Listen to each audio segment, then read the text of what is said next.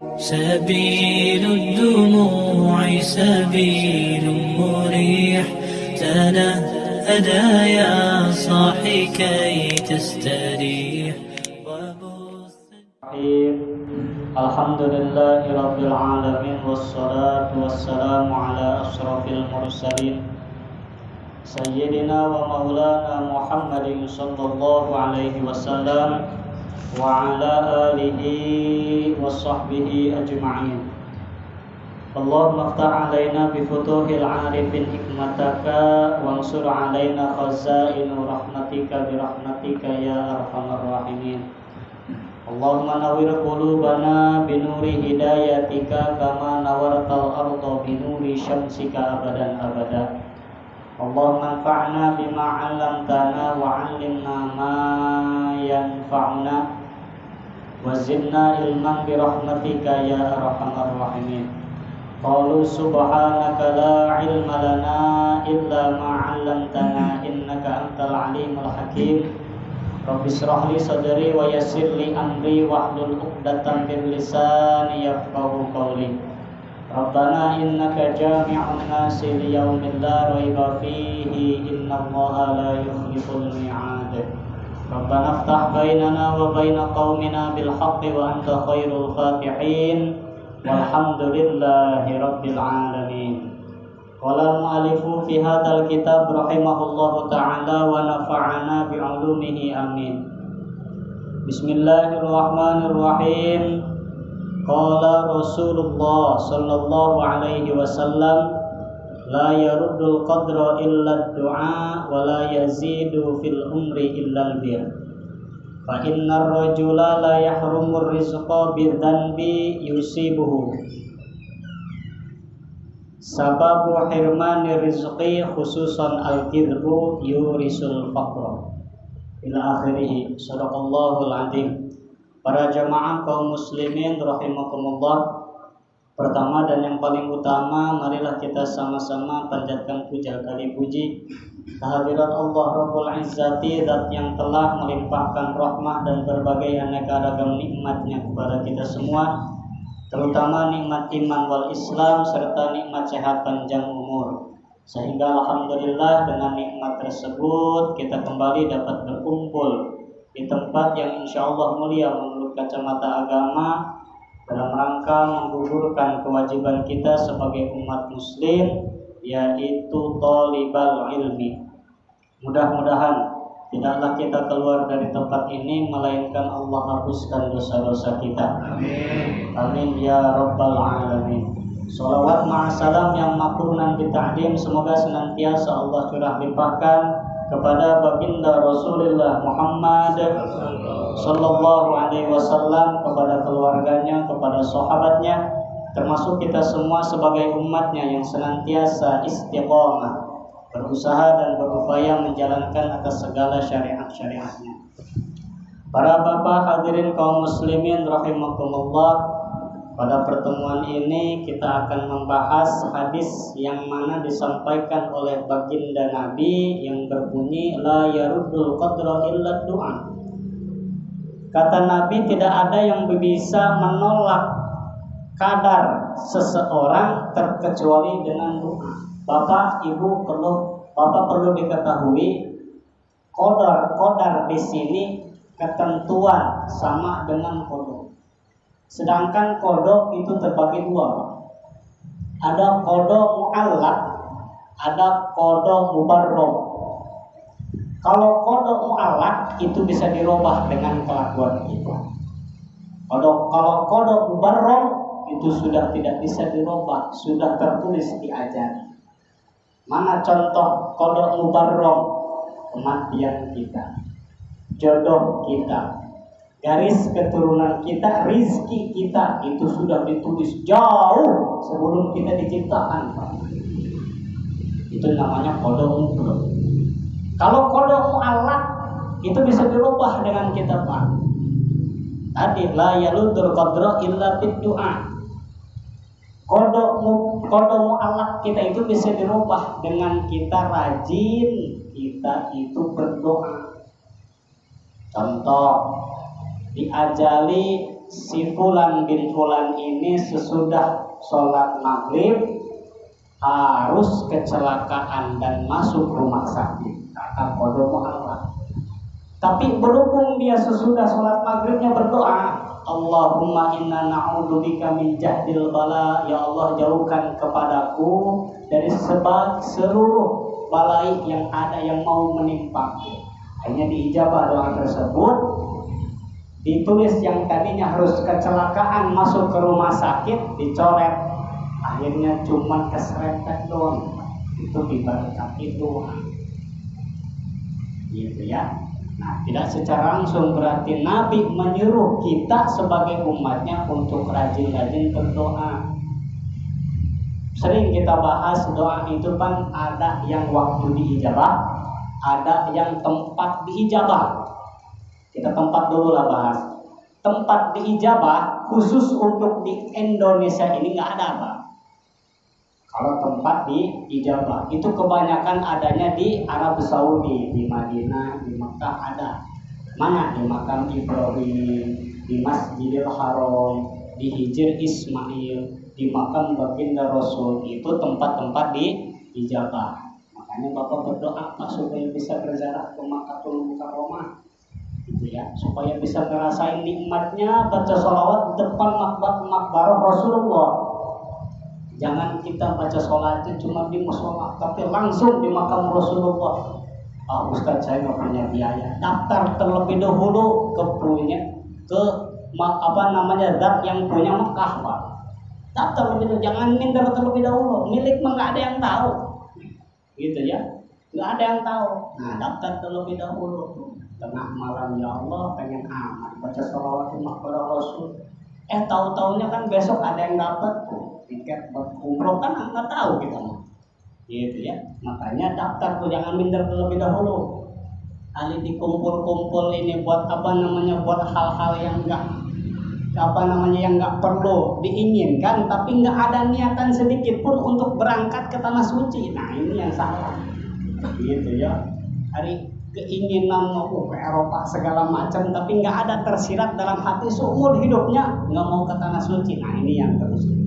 Sebab apa tadi, di tanah suci itu banyak tempat diijabah. Ketika Bapak berdoa di tempat itu, yakin diijabahnya, Pak. Nah, itu tempat-tempat diijabah. Kalau di kita, khususnya di Indonesia, di kampung Jawa itu tempat diijabah nggak ada. Adanya waktu diijabah. Ada itu, Pak.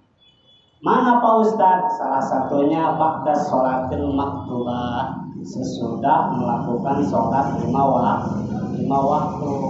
Jadi sesudah beres itu jangan dulu bubar, Pak. Baca doa seminimalnya, doa dulu. Jangan wa ilaikal masir langsung pergi, gitu ya. Itu sayang, karena pernah kita jelaskan Allah itu benci akan hambanya yang pelit meminta kepadanya. Allah itu bukan sifat makhluk.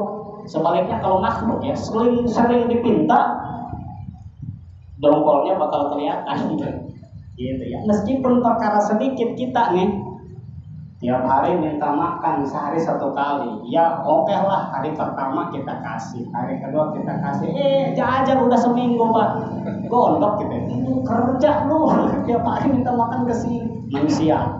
Tapi Allah tidak situ, Pak. Setiap kita tidak meminta, Allah benci. Berarti Allah mencintai orang yang berdoa, orang yang minta kepadanya. Ud'uni astajib lakum, dan Allah menjanjikan atas ijabah orang yang berdoa, gitu ya. Orang yang berdoa pasti Allah ijabah. Nah, inilah di situ. Tadi Allah baginda Rasul menyerukan berdoa di setiap kita, di setiap waktu, gitu ya. Tadi ba'da sholatil maktubah, mana lagi di waktu sepertiga malam, di tengah malam, Pak, sesudah kita melakukan sholat sunnah tahajud. Kemarin telah kita bahas, Pak Ustadz, kalau saya misalkan tidur tapi belum sholat isya, bangun kita jam 2:30, 3. Itu habis mengambil wudhu, jangan dulu ngambil tahajud, Pak, ambil yang fardu dulu, sholat isya. Habis sholat isya baru sunnah-sunnah yang lain, sholat sunnah wudhu, sholat sunnah, tahajud, hajat dan lain sebagainya. Jangan kita ngambil yang sunnah sementara yang fardu ditinggalkan. Karena apa? Yang fardu, yang sunnah tidak bisa mengalahkan yang fardu. Untuk minggu kemarin berarti jelas. Minggu kemarin kita jelaskan sunnah tidak bisa mengalahkan fardu.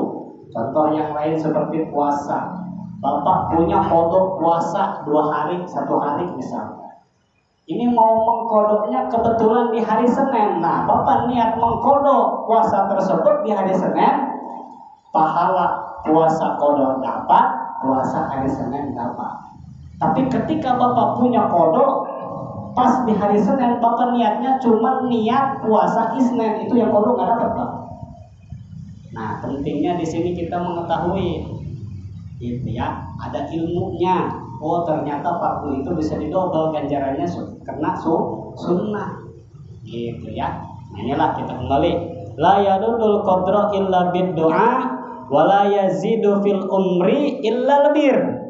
Nah, tidak ada kata Nabi perkara yang bisa menambah umur terkecuali kita membaguskan perilaku kita terhadap orang lain. Ini pernah dikisahkan, Pak. Dulu ada satu ulama ahli hukama, yang mana ada masalah di masyarakat ini, datangnya ke itu ulama. Ada masyarakat yang datang ke syekh itu, Pak. Datanglah, wahai syekh, saya sudah berobat ke dokter, ke tabib. Kata tabib, ini saya terderita penyakit yang luar biasa. Bahkan katanya tabib, kata dokter, umur saya paling cuma 7 hari. Oh begitu. Saya mau minta nasihat, pencerahannya dari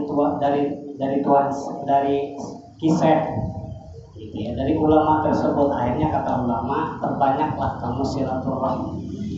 Tadi dikasih tahu tuh padilahnya, cuma perbanyaklah silaturahmi sebelum 7 hari.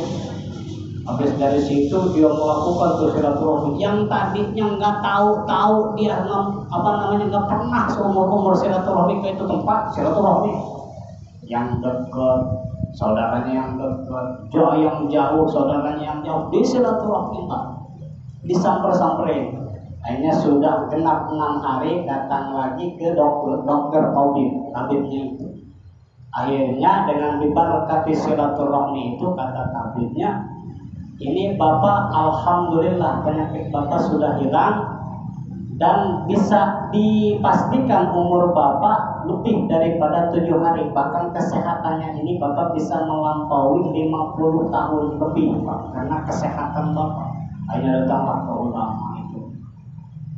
Pak Ustadz, Kiai, kalau bahasa kita, alhamdulillah umur saya tidak jadi, kata tabib itu, tidak jadi 7 hari.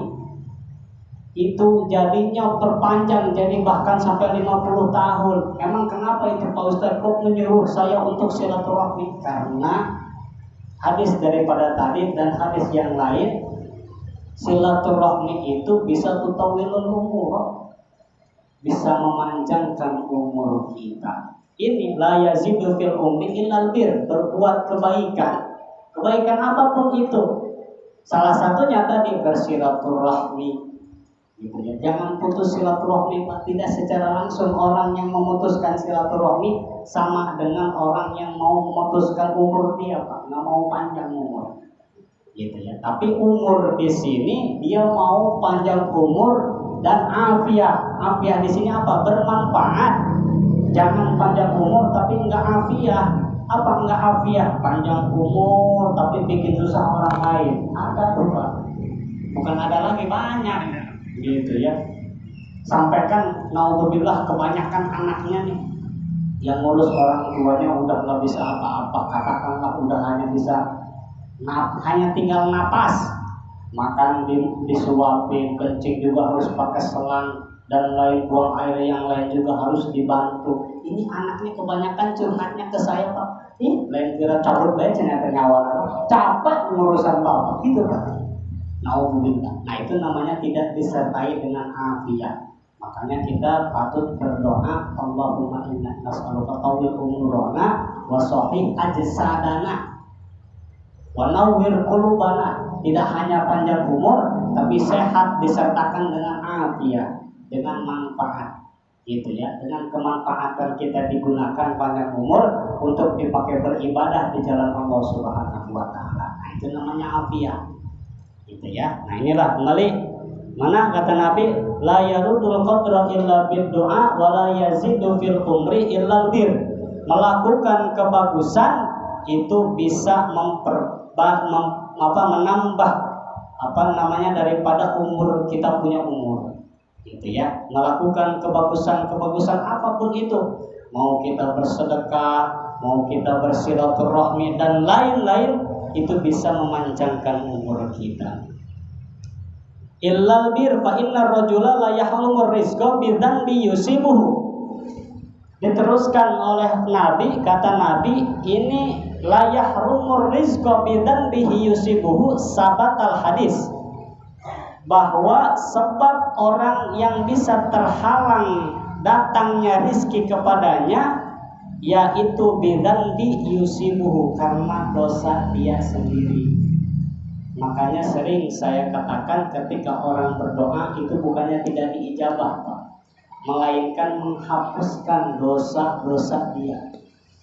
Kalau kita ngomong-ngomong dosa, Pak, Masya Allah, mungkin seselang 24 jam antara kita ibadah kepada Allah dan maksiat yang kita kerjakan ini kebanyakan maksiatnya. Nah, makanya kita tadi ketika berdoa, diberkati doa, dijabah oleh Allah, dihapuskan dosa-dosa kita. Sehingga ketika dosa kita dihapus, keran rizki akan dibukakan oleh Allah, mengalir rizki kita. Tidak secara langsung, ketika rizki kita seret, berarti jangan menyalahkan orang lain. Muhasabah diri. La yahrumur rizqa bidzanbihi yusibuhu. Mungkin saya masih banyak dosa. Gitu ya. Bidzanbihi yusibuhu. Sababu hirmani rizqa khususan al-kidbu, adapun dosa yang menjadi penyebab ditutupnya keran rezeki khusus al-kidbu, bohong. Masya Allah, bohong ini bisa jadi penyebabnya, Pak. Kita gemar sekali membohongi orang lain. Nah, itu ciri-ciri, salah satu ciri orang munafik, Pak. Ayatul munafikin salah satunya ciri-ciri orang munafik, idza haddasa kadzaba. Orang munafik ketika ngomong pasti dia mau berbohong, gitu ya, berbohong. Bahkan dijelaskan di lain hadis, ketika orang berbohong, idza haddasal abdu kidzaban. Ketika ada seorang hamba yang berbohong, satu kali bohong aja dia ngomong, satu kali berbohong, tabah adalah malaku min nifni maja abihi. Ketika seorang hamba berbohong satu kali, itu malaikat nggak mau nempel, nggak mau nempel katanya. Seberapa jauhnya Pak Ustadz? Minit nih. Di sini minit nih dijelaskan ini lebih daripada ratusan kilo, berarti 1 mil Pak, Masya Allah. Sedangkan malaikat itu yang bisa menghantarkan segala perintah Allah untuk dirinya. Contoh, ada orang yang di rumahnya ini sedang membicarakan malaikat rahmat. Kan setiap malam ini ada yang ditugaskan oleh Allah malaikat rahmat. Ini ya, dikelilingi nih seluruhnya. Mau orangnya itu yang masih tidur, mau orang itu udah bangun tapi ngopi main ML, mau orang itu lagi ibadah dan lain sebagainya. Ini terus diperiksain nih. Nanti tuh laporan malam itu. Oh Pak, ini si Fulan bin Fulan. Oh ya Allah, ya Rob, malam ini si Fulan bin Fulan itu bangun. Cuman dia bangun tuh di pinggirnya ada kopi, di depannya ada temannya lagi main catur. Oh udah, yang lain, oh Fulan bin Fulan nih ya Rob tidur. Ada lagi, ya Rob ini mati lagi sholat tahajud, lagi sujud kepada dicatat. Nah itu malaikat rahmat yang ditugaskan oleh Allah untuk mencatat amal baik dan buruknya hamba tersebut. Sedangkan ketika ada orang yang berbohong, itu malaikat rahmat yang nempel, sehingga naudzubillah ketika mati pada waktu itu tidak ditempeli dengan malaikat rahmat. Naudzubillah. Nah, makanya di sini sedang dijelaskan perkara-perkara yang bisa mendatangkan rizki, perkara-perkara yang bisa menjauhkan dari rizki itu dari segi kelakuan kita, Pak. Nah, malam ini kita akan jelaskan. Ternyata ada juga ulama yang mengatakan ini mengarang, Pak. Kalau bahasa kidulnya itu, kalau bahasa rangkasnya itu pamali. Itu bukan dari segi pamali aja, Pak. Emang ada keterangan dari ulama. Nah, mana diantaranya? Di sini wakada naumus subhati yamna'ur rizqa. Naumus subhati yamna'ur rizqa, di sini dijelaskan kata ulama hal-hal yang bisa menghalangi kita datangnya rizki, yaitu naumus subha, tidur pada waktu subuh. Ngom adzan as-salatu khairum minan naum, kedengar oleh kita, tapi dia nggak melakukan apa yang namanya sholat subuh, tidur aja. Masya Allah, itu bisa mengakibatkan menghalangi rizki kita datang. Nah, makanya sering saya jelaskan kenapa jangan dulu tidur sebelum sesudah sholat subuh. Sesudah sholat subuh itu akan mendapatkan barokah. Tidak dulu apa ini ya? Bagian gitu ya.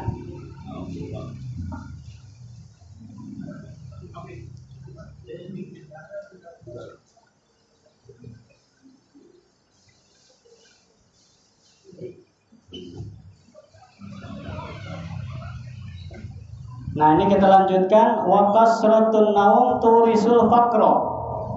Nah, tadi naumus subhah, tidur pada waktu subuh itu bisa mencegah daripada rizki. Wa kasratun naum turisul faqra. Sedangkan orang banyak tidur itu bisa menghalangi, itu bisa ngawaris terhadap kefakiran. Banyak tidur gitu ya. Ya iyalah. Nempel di logika kita, ketika orang yang kerjaannya tidur melulu, jangankan minum makan untuk diri dia sendiri aja masih tidur. Ketika malaikat mau ngasih rahmat, ketika malaikat rahmat mau ngasih rizki, pada itu orang masih tidur. Balik lagi aja lah kata malaikat rahmat, orang lagi tidur. Nah gitu ya. Nah, jadi kalau kita ngomong-ngomong malaikat rahmat, sebenarnya ketika kita baca Quran, ketika kita ibadah, sholat di rumah kita, itu mendatangkan cahaya yang mana nurnya malaikat rahmat. Nah, adapun malaikat rahmat ini tidak nempel pada satu rumah, tidak mau datang ke satu rumah, ada beberapa sebab. Yang pertama, yaitu rumah memelihara barang najis mughlado. Apa itu? Anjing dan babi. Itu malaikat rahmat gak mau masuk. Baru juga mau masuk ada anjing, balik lagi, bukan takut gitu ya. Mana lagi yang kedua, ada patung-patung yang menyerupai patung manusia. Boneka tuh, awas tuh, boneka yang besar itu sampai surahan guru saya itu kalau bisa jangan terlalu besar, boneka mah yang kecil. Ada kan ya boneka segede orang tuh ditempel di rumah. Nah, awas, bisa mencegah malaikat rahmat datang ke rumah. Sedangkan kalau malaikat rahmatnya datang, Pak, masya Allah, ini sabar.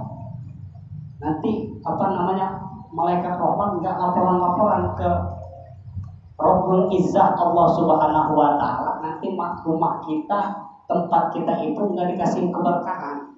Yang ada panas, harudang, nggak betah amatnya di rumah gitu ya. Nah, itu sebabnya tuh. Yang lain bahkan ada yang mengatakan tafsirannya lukisan, dan lukisannya ini berbau pornografi. Jelma kersata ranjang ditempel gitu ya. Yang lagi teranjang bulat, gambarnya itu ditempel tuh, dipajang dengan bangganya dia. Jelma kersata ranjang bulat. Nah, awas, bisa mencegah malaikat rahmat datang. Nah, untuk hal-hal seperti itu hindari. Kalau mau kaligrafi Allah, Muhammad gitu ya. Foto-foto alim ulama, Syekh Abdul Qadir gitu ya, Habib Alwi dan lain Habib itu foto-foto itu mendatangkan rahmat, Pak. gitu ya. Dan lagi survei membuktikannya itu kan ada berkahnya itu ketika rumah ditempeli oleh muka wajah-wajah alim ulama, itu yang mau maksiat ke tempat itu jadi malu Pak. Kenapa malunya? Ada pernah saya dengar cerita dari anak muda, ini tempat tadinya dia mau mabuk, setelah udah beli botol, udah beli minum siap minum, nggak taunya ada foto saya upload dia. Nggak jadi dia Pak, balik lagi nyari tempat yang lain. Apa katanya malu kayak gede hati sama Tuhan saya, katanya udah mending tempat lain aja lah. Nah itu berkahnya Pak, gitu ya. Nah mending pajang foto-foto yang lain. Nah inilah mana wa fakrul alim wa qala al-qail sururun nas wa labsil libas. Terus wa naumu uryana, hal-hal yang bisa menghalangi rezeki diantaranya yaitu tidur dalam keadaan telanjang bulat, telanjang bulat Pak. Nah, awas, itu bisa mencegah rezeki. Gitu. Atau umbal ambil ternyata lagi mah, gitu ya. Nah jangan, tutup yang rapi. Gitu. Nah apa sih sebabnya itu Sayyidina Ali diberi gelar karramallahu wajhah? Sebab Sayyidina Ali seumur hidupnya tidak pernah melihat kepunyaannya sendiri. Itu sebabnya Sayyidina Ali diberi gelar karramallahu wajhah. Beda dengan Ali kampung Jawa sih. Setiap menit dilihat lagi takut hilang katanya gitu. Takut hilang. Nah, gitu ya. Nah, inilah di sini naumu uryanan, tidur dalam keadaan telanjang bulat Pak, Masya Allah. Baik itu laki-laki maupun perempuan, apalagi perempuan, gitu ya.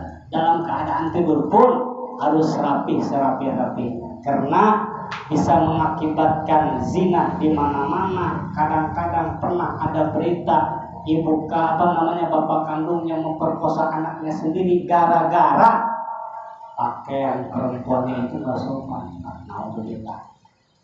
Maka jadi ini keluarga kita, tetangga kita, saudara kita, kalau ada yang melakukan hal-hal itu, usahakan tutup waktu tidur.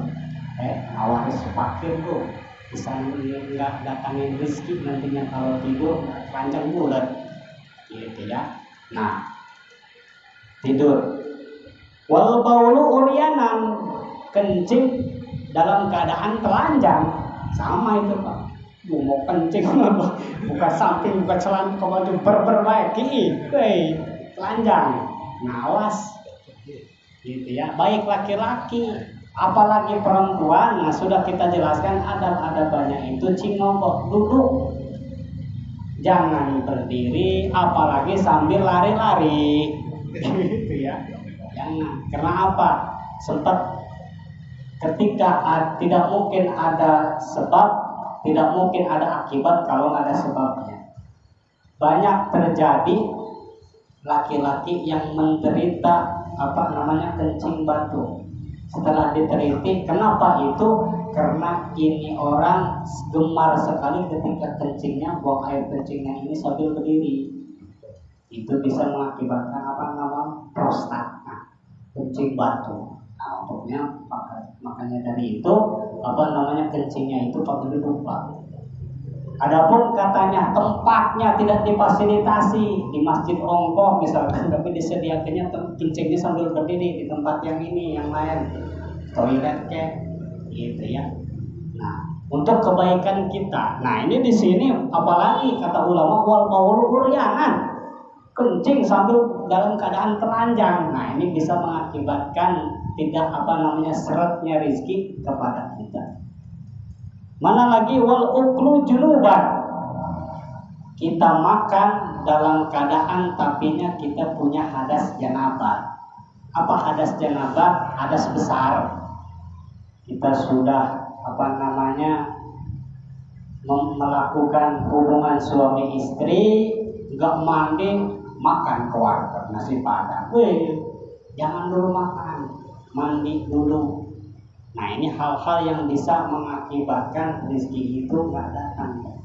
Selain daripada itu dibahaskan ya, haram bagi orang yang punya hadas janabah Yang pertama sholat, yang kedua tawaf, yang ketiga baca Quran, dan yang keempat hampir sama kayak haid, yaitu masuk ke masjid.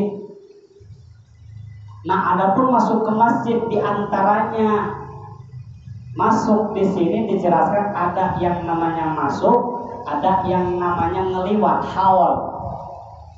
Itu awas beda Pak. Bahkan di dalam kitab Fathul Mu'in dijelaskan sebatas orang yang hawal, yang liwat itu seperti ini Pak. Satu orang itu masuk di pintu itu. Katakan di sini ada pintu, dia masuk dari situ, keluar dari pintu itu. Itu yang dinamakan dengan haul. Itu mah nggak jadi masalah. Itu haul, hanya liwat. Tetapi masuk yang di sini disebut masuk lewat situ, dia muter ke sini, keluar lewat situ juga. Nah itu yang dinamakan dengan masuk. Meskipun memang hanya seliwatan, dia cuma tawaf doang, itu cuma muter.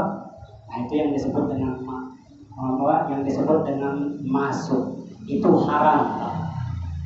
Nah ya, lagian juga dari ngapain dari situ keluar lewat sini, ada jalan yang lain, ngapain masuk musola, ngapain masuk masjid kan gitu.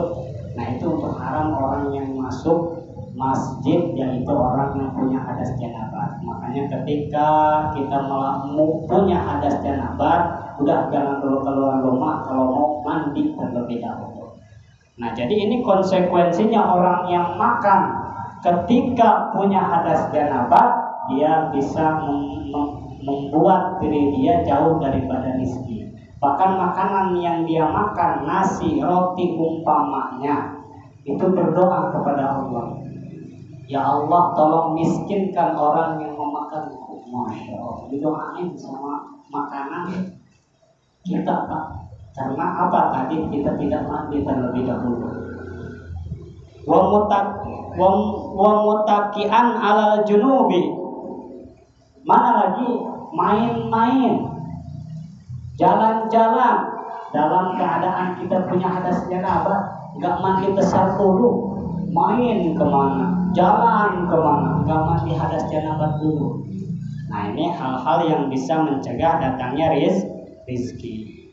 Wa tahawunu bisikotil ma'idah, membiarkan, merasa gampang, membiarkan sisa-sisa makanan yang jatuh ketika makan. Awas, itu sama Pak. Itu kan orang tua dulu sering ngomong ke anaknya ketika jatuh, itu makanan jangan sampai kebuang, kalau bisa masih bisa dimakan, itu nanti makanan nangis. Ternyata ada keterangan dari ulama Pak.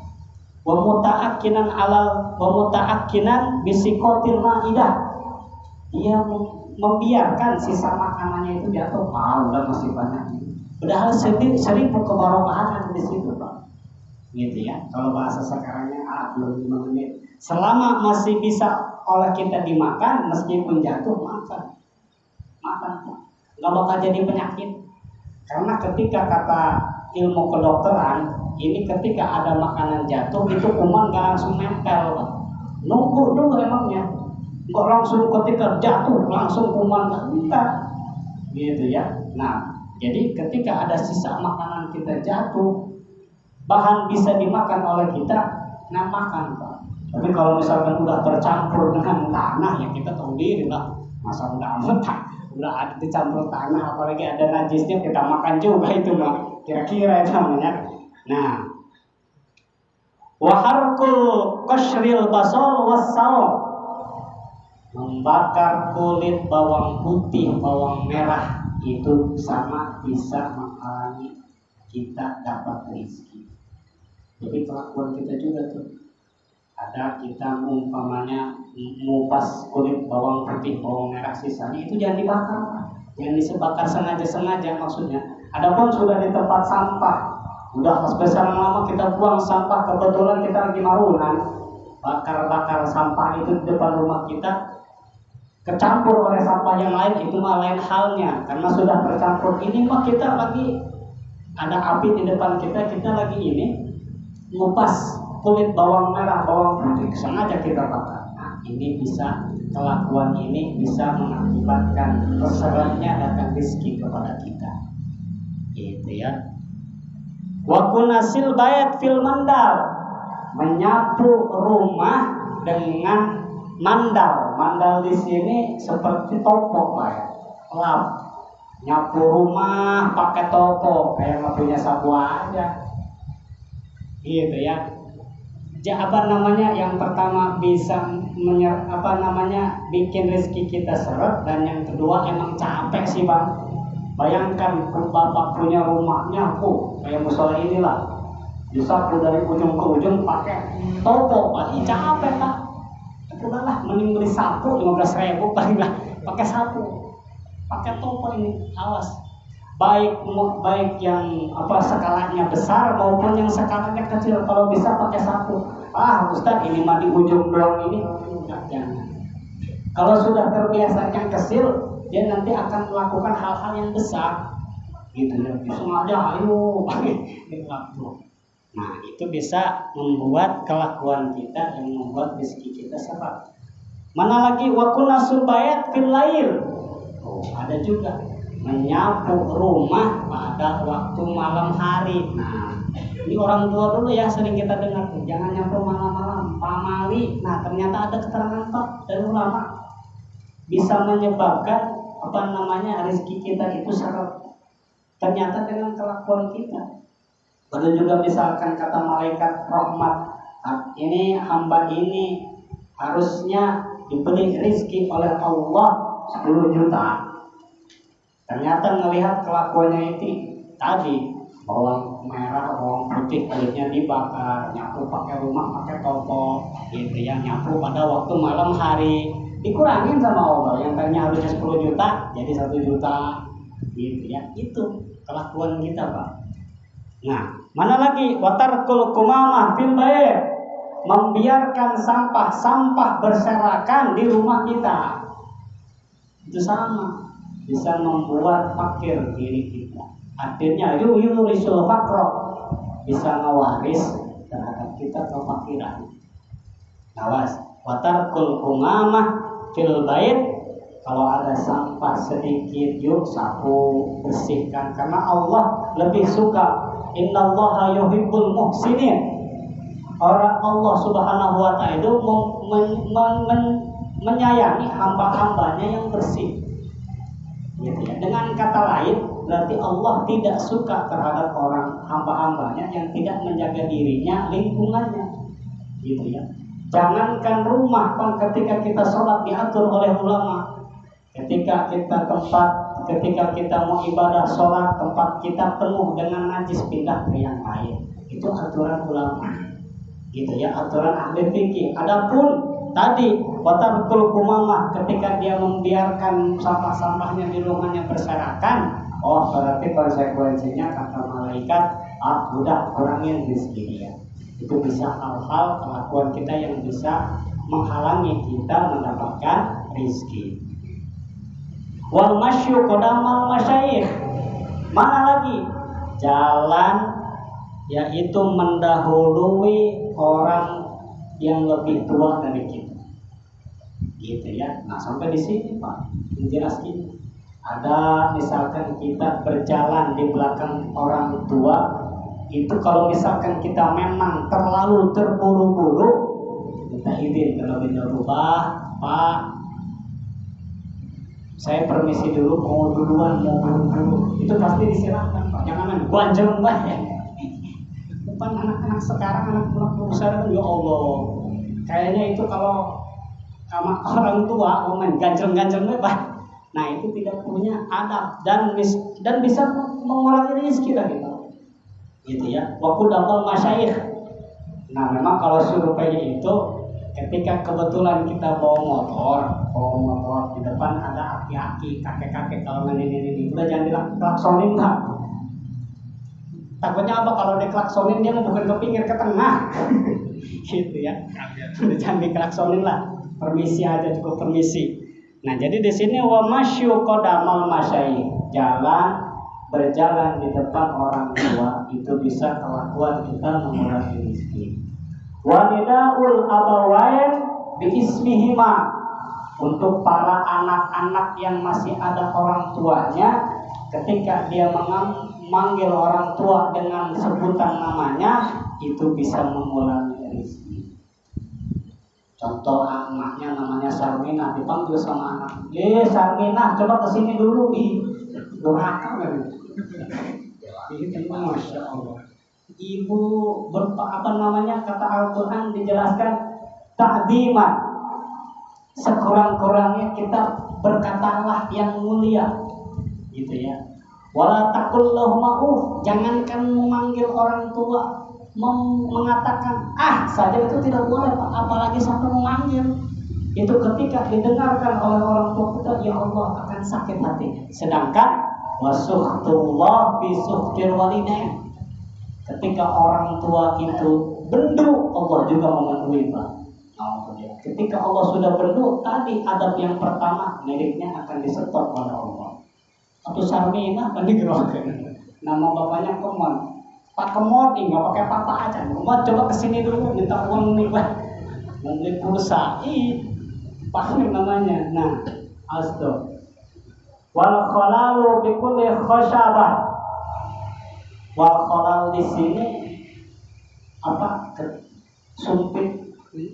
Ketika sudah makan itu, Pak, apa namanya? Ya, apa namanya, nyuhil ya biasanya, tusuk gigi. Nah, tapi tusuk gigi ini bukan pakai yang kaprah kita, pakai yang ada di situ kayu rambutan, pakai sama dia. Ada di situ kayu yang ada di depan ini, dipapelin namanya begini, awas. Gitu ya. Selain ngiring rezekinya yang rontok, giginya juga rontok rasanya itu. Gitu ya. Kayu mau air dicokot ada dicuci gitu, masya Allah.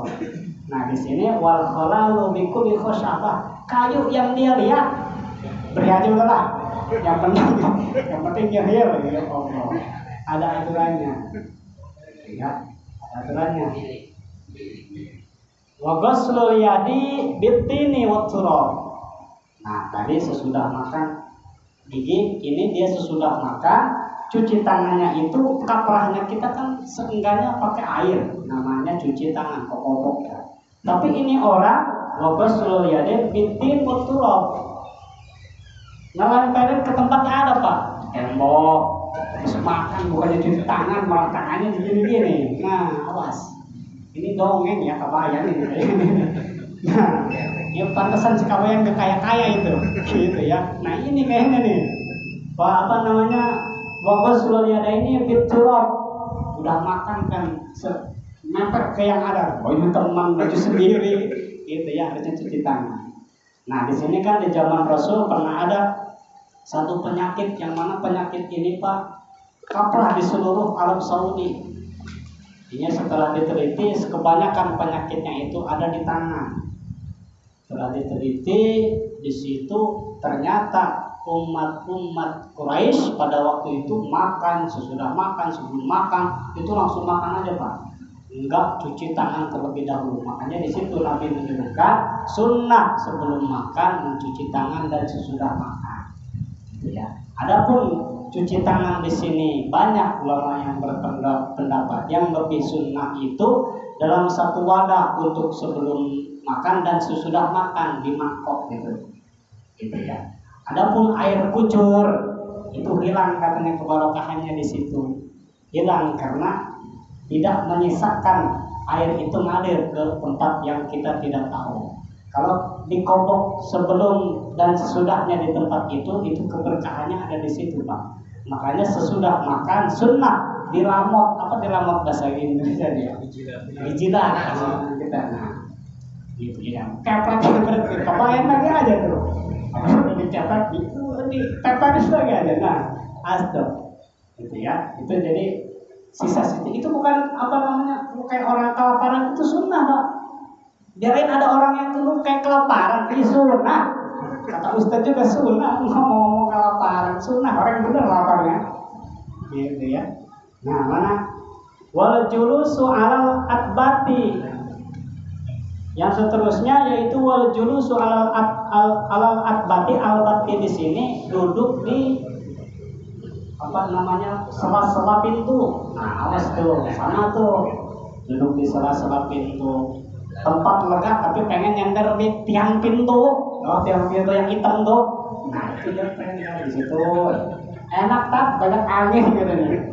Gitu ya. Padahal di tempat di dalam banyak. Nah, awas. Mana lagi wal itkaru ala ahli zaujil bab. Ada orang datang-datang melihat atas pintu ini bagus, digelatotin nama dia, main-main di atas pintu. Nah itu sama kelakuan bocah, padahal udah aki-aki incuan gitu ya, melihat babadak lawang, tuh ulih didinya, masya Allah. Nah ini jadi salah satu kelakuan yang bisa menghalangi kepada kita datangnya rizki. Mudah-mudahan kita diberi ilmu yang bermanfaat. Mudah-mudahan kita diberi umur yang panjang dan barokah. Mudah-mudahan kita dibekali dengan turunan yang soleh dan solehah. Bibarokati umil kitab al-fatihah. Alhamdulillah minasyaitonir rajim. Bismillahirrahmanirrahim. Alhamdulillahirabbil alamin.